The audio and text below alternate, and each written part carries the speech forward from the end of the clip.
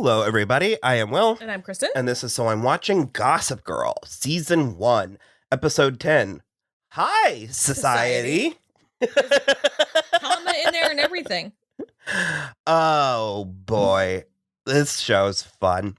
We do pick up kind of where we left off with Blair. After Thanksgiving. Blair and Chuck kind of going at it, and it seems like, so what is Nate's deal? He just doesn't know what he wants. I think now that his dad is sort of out of the picture, he's like, maybe I did like Blair. Now that I'm not being forced to it. So when you put it that way, I think it's fair from Nate's perspective. Yeah. It's not fair to Blair. No. But it's fair from, is this something that I actually wanted to do? Or was I a teenager and my parents were manipulating me? Sure. So I guess I get that. But he kind of, he doesn't go all in. I don't know that Nate is capable of going all in on anything. Yeah. But he does sort of show up. There's a debutante. There's a cotillion. Yeah. Which is basically just like a proper coming out. Yeah, it's into a debut. society. Yeah. Well, I always thought of it as a Southern thing. Do they do it in... Well, it's weird that they're calling it a cotillion in New York. I would think it would be called a debutante ball in New York. They said both things. But it's basically the same. Cotillion does feel a little more Southern, but they're all the same. It's just like you're 16 or 17 and you like come out to society. So it's meant to be a big deal. And as such, Serena doesn't want to go, but Lily wants her to. For some reason, I guess. Well, no, Lily only makes her do it because Cece tells Lily that she's sick and it's what she wants. Right. So we meet Lily's mother, Celia. Did she have a fancy last name? Rhodes. Their last name is Rhodes. Played by Caroline Lagerfeld. I love her. I have a long history with her because she also plays Spike's mother on the show Buffy the Vampire Slayer. So I love Caroline Lagerfeld. She's been in tons of stuff. I think she's fabulous. She is equally fabulous as Mrs. Rhodes. I love her. She was a lot of fun here. She certainly looks the part, and you do get a slight thrill out of the 3 generation of Vanderwoodson women. Yeah. Seeing them. Also just 3 stunning statuesque blonde women. It's unreal. And this show does benefit, and certainly at this point, from a straightforward villain, because we don't really want, well, none of our actual characters are villains. Right. They play those roles here and there as the plot needs. And the only parents that we have a real grasp on is Lily and Rufus at this point, and neither of them need to be proper villains either. And so to bring in a grandmother to stir the pot is, I think it works. And I think in spite of saying that, doesn't she end up coming around later? Like, don't her and Dan end up becoming like old friends? I don't remember. I also don't remember how many episodes Cece is in. She comes back with the seasons. She definitely comes back. Let's see if I can find it. Gossip Girl. She's only in 10 episodes total for the whole run of the show, but she does come around a decent amount. I think her and Dan end up like allies at one point. They might. I know that he ends up being allies with Lily. Yeah. Well, on and off. It's on and off. No, I mean, it starts here. It does start here, yeah. And I love it. I love it so much. I don't know why I feel so passionately about Kelly Rutherford's Lily as I do, but I think it's because she's not a particularly dynamic woman. But she is a captivating woman and character. And I think there's something kind of interesting to Lily being a little bit milquetoast. But when she levels, it's very... She gets there when she needs to be there. And I do like, because we find out in this episode, because Cece tries to basically pay off Dan to like not go, and she like intimidates him to like not be Serena's escort for the cotillion. Well, so she fakes being sick in order to manipulate Lily into manipulating Serena into doing this. Yeah. And then she brings in fucking Carter Bazin.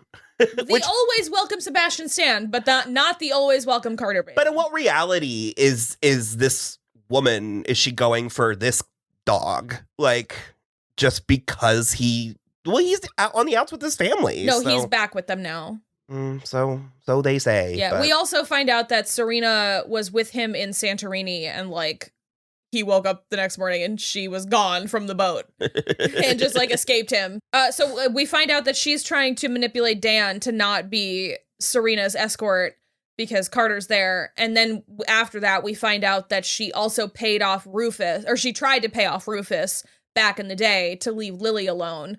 And Rufus wouldn't take any money. And so she had to go and like give Lily an ultimatum and say like, it's Rufus or your trust or like inheritance. And she was like, well, which you and me were like, okay, real talk though. I was like, the D can't be that good. I mean, there's so many other guys. There is no way Rufus doesn't cry every time. There's no way. But it's like a passionate weeping. It's just like he makes love. Yeah.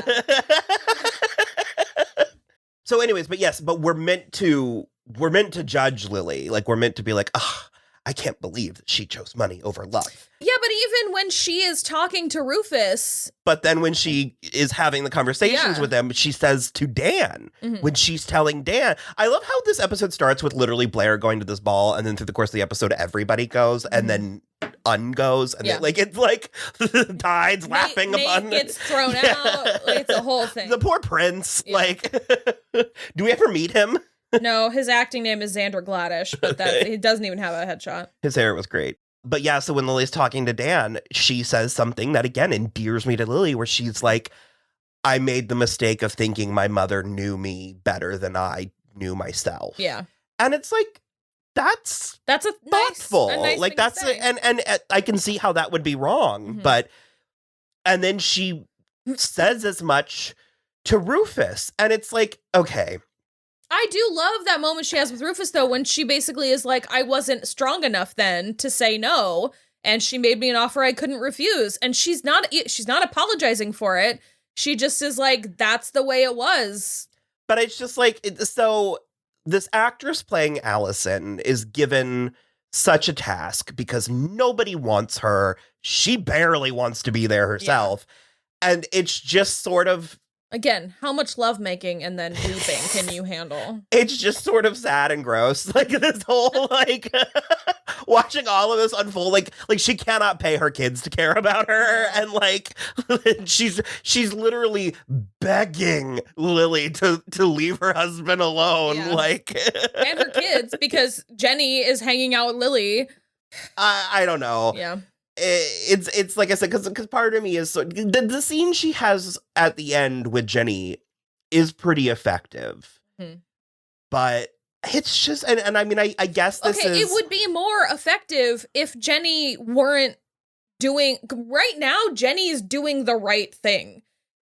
Right now, when Jenny looks herself in the mirror, she should like who she is, because she is helping her own self out, getting acclimated. She's playing a very strategic game, and she's got a very strong strategy. She's getting acclimated to these kids and this lifestyle. This is the school she goes to. These are the we do get little glimpses. These are going to be her peers forever. We do get little glimpses of, unfortunately, what's to come. But so I think the shoes comment is more anger at Allison than it is her being like a total cunt, like a label whore. Yeah, because she basically is like if she wore cute shoes are cute shoes. Cute shoes are cute shoes, and like honestly, thrift stores in New York have probably the more designer shit per capita than any other thrift stores.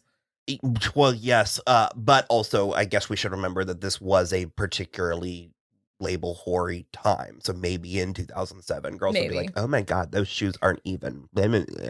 My point still stands, is I think it's more about Allison still like being there and not understanding, and because now Jenny is fighting against a third person who thinks all of this stuff is stupid. And it's like, for Jenny, it's not stupid. And I think the failing of every single Humphrey family member besides Jenny is not realizing that these people are going to be their peers forever. That is the risk you run when you send your kids to a school that is above your social station. Because the thing is, it's like, yes, obviously there is a level of quality that is higher, or phrasing I'm looking for. I don't know exactly what you're trying to say. like a fancy boarding school is going to have a certain like expected caliber of quality of education, all that. But like more than half of it is the networking and the connections you make and stuff, and it's just like and that's the thing is like, especially because Jenny is she's a seamstress, she likes fashion and all of this stuff. Being on good terms with Blair gets her on good terms with Eleanor and gets her into fashion places that she would not have access to otherwise. And Rufus and I guess Dan. Rufus and Allison could stand to be a little bit more the captain about some of Rufus is a lot more like kind of open to the like scenario, but like Dan and Allison are like, you don't even need these people. And it's like, she fucking does. Do you know how many non-label people who don't have connections get into Fashion Week? 0. It's just Allison, again, like I said. And also, where does she get off? Is the thing for me, because like she's not been around, and then all of a sudden she's trying to assert all this authority. Well, I was gonna say, absolutely doesn't have. She pulls like anyone who has to say they're the king isn't the king. Yeah, and so she tries to call Jenny's bluff, or rather, Jenny calls her bluff. Yeah. And she ends up, like I said, just sort of begging her kids to care about her. And it's just... Because I think she doesn't even really have a scene with Dan in this episode. They exchange like one sentence. Because Rufus is practically like, go get him, son. Yeah. And so, I don't know. Like I said, I don't really think it's anybody... Like, I don't think anybody really is doing a bad job. But the sooner we're done with this, the better, as far as I'm concerned. I think if it's one more episode, I think that's it. Although... I can't remember if we commented on camera, but the art that is in this gallery is actually very beautiful. Well, it doesn't all belong to Allison, but it's really nice. To the production designer. Yeah, it's really good. It's a thing that we talk about. It's like if you have a movie about music, then the music needs to be good. Yeah. Speaking of good music, we have the song Secret by the Pierces, well before it was the opening credits to Pretty Little Liars. Yeah, like 4 or 5. Do you remember how much we loved it? Was this one and that song Boring? Yeah. We loved it so much. Nothing thrills us anymore. No one kills us anymore. Also, Cece does like a triple bluff. She tells Lily that she's actually sick. And then Serena is like, you're not really sick, are you? And she's like, no. And then we see her like shakily taking a pill with her Tanqueray later. So she really is sick. Could have just been the Tanqueray, but... Could have just been come down. It was a multivitamin. Nate and Blair finally have sex, and she sort of throws away Chuck, who's going to Europe in the middle of the school year now. We love to see it. Chuck's great, but also like I am just like ready to get past this stuff, because it's like a couple. I don't remember how many more episodes, but it's not too many more episodes before everybody realizes that Blair and Chuck had sex and that they were like had a little ongoing affair. Just fucking, I still hate Dan so much. I just haven't known Dan coming in hot, slamming Serena's grandmother. Yeah, because it's like, though he's right, it's like, also you don't. Serena kind of hung him out to dry with that, because she was like, no, tell Grandma Cece the truth. She loves honesty. And then he just is like, this is dumb, and you're treating your granddaughter like cattle.